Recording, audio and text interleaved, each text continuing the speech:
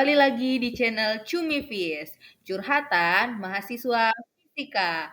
Belajar fisika lebih daripada itu. Halo teman-teman, hari ini kita akan lanjut belajar fisika. Penasaran? Simak video berikut ya. Pernah nggak kamu mencelupkan sendok ke dalam air panas? Lama-kelamaan sendok tersebut akan jadi panas juga kan? Atau pernah nggak kamu duduk dekat api unggun? Lama-kelamaan badan kamu akan terasa hangat juga kan? Nah, kedua peristiwa itu bisa terjadi karena adanya perpindahan kalor. Kamu masih ingat nggak apa itu kalor? Kalor adalah energi panas yang berpindah dari benda yang bersuhu lebih tinggi ke benda yang bersuhu lebih rendah. Eits, meskipun begitu, tapi nggak semua benda baik dalam menghantarkan panas loh.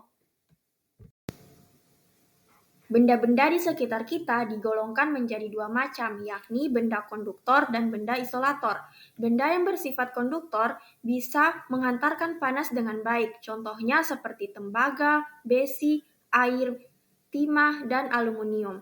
Sementara itu, benda yang menghantarkan panas dengan buruk disebut isolator. Contoh benda isolator antara lain plastik, kain, kayu, karet, kertas, dan ban. Sekarang, coba deh kamu perhatikan panci di dapur. Biasanya badan panci terbuat dari aluminium yang merupakan benda konduktor, sedangkan pegangan pancinya terbuat dari plastik atau kayu yang merupakan benda isolator. Kenapa dibuat begitu? Supaya ketika kamu memasak menggunakan panci tersebut, panas dari api kompor bisa merambat dengan baik ke badan panci, sehingga masakan bisa cepat matang. Sebaliknya, panas dari api kompor akan merambat dengan buruk ke pegangan panci sehingga tangan kamu nggak akan kepanasan saat memasak. Nah, sudah paham kan tentang benda konduktor dan isolator? Sekarang kita bahas tentang perpindahan kalor yuk. Perpindahan kalor yang pertama adalah konduksi. Konduksi adalah proses perpindahan kalor yang terjadi pada saat suatu zat tanpa disertai perpindahan partikel-partikel dari zat tersebut. Konduksi umumnya terjadi pada benda atau zat padat, terutama yang bersifat konduktor, dalam hal ini logam. Untuk persamaan laju kalor yang dapat dihitung dengan perpindahan kalor konduksi, dapat digunakan persamaan seperti yang tertera pada gambar di samping. Nah, untuk contoh konduksi sendiri, yang paling umum adalah benda yang terbuat dari logam akan terasa hangat atau panas jika ujung benda tersebut dipanaskan.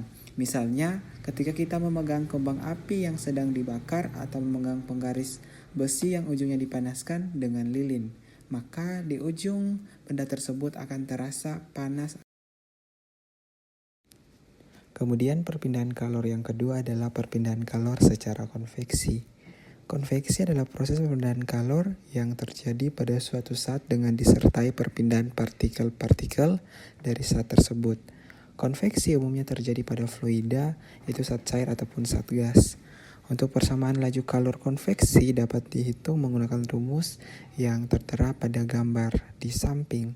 Adapun contoh konveksi, salah satunya adalah gerakan naik turun air ketika dipanaskan, atau terjadinya angin darat dan angin laut. Dikenal yaitu perpindahan kalor secara radiasi. Radiasi adalah proses perpindahan kalor yang terjadi dalam bentuk perambatan gelombang elektromagnetik tanpa memerlukan adanya zat perantara ataupun medium. Persamaan laju kalor radiasi dapat dihitung dengan menggunakan rumus seperti yang tertera pada gambar di samping.